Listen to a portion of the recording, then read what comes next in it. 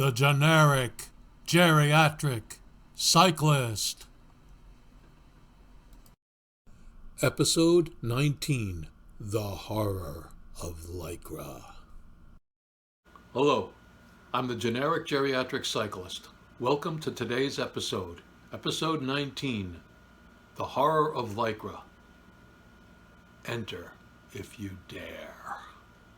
And now, one of the most horrifying and most vilified creatures on the scene, the mammal, the middle-aged man in Lycra. In the UK about 10 years ago, it was somehow deigned that non-competitive road cyclists should be targeted with the insulting moniker of mammals, middle-aged men in Lycra. People assumed that they were having a collective midlife crisis. Instead of the traditional sports car, it was assumed that they pedaled expensive road bikes. They became mammals because they needed to affirm their vitality and masculinity by competing with other middle-aged men in Lycra.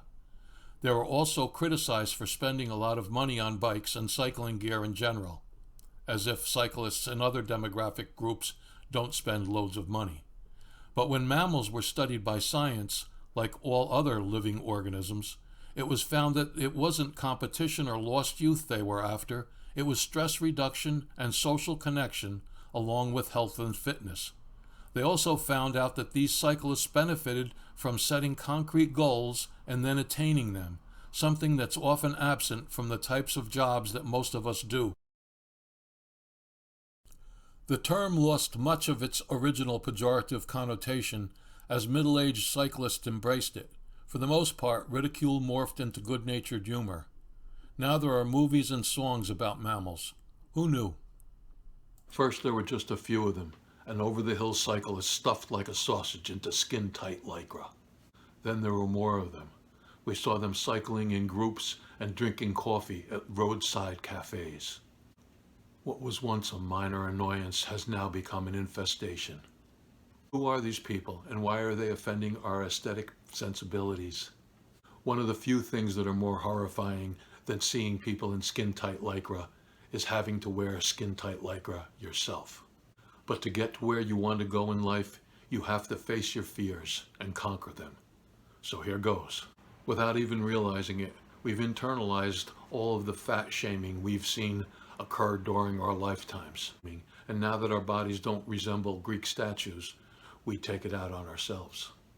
Nobody looks good in Lycra except for super skinny, super fit athletes. Cycling kit is superbly functional, but it will never be flattering. But still, that Lycra, does it have to be so unforgiving? And please, don't even mention the shorts. But if you spend more than an hour at a time on a bike, you're going to need those padded shorts. The padding absorbs sweat and makes you comfortable for hours at a time in the saddle. This is a pair of cycling shorts. They're stretchy and tight for good reasons. Extra material can bunch up and irritate your skin. The pad, or chamois, absorbs sweat and decreases your chances of getting the most painful condition known to humankind, saddle sores. Cycling jerseys are made of sweat-wicking materials and are cut longer in the back to conform to your position on the bike. They often feature loud colors and crazy designs to make you more visible to drivers. They have 3 pockets in the back where you can stow the things you'll need for your ride, like food, gels, and money for coffee, muffins, and donuts and other snacks that will negate the calories you've burned on your ride.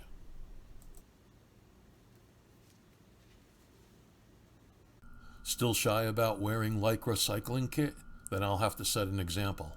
Look, who is that guy in the left-hand side of the frame? He's either a Lycra-clad superhero or look, he's the Generic Geriatric Cyclist!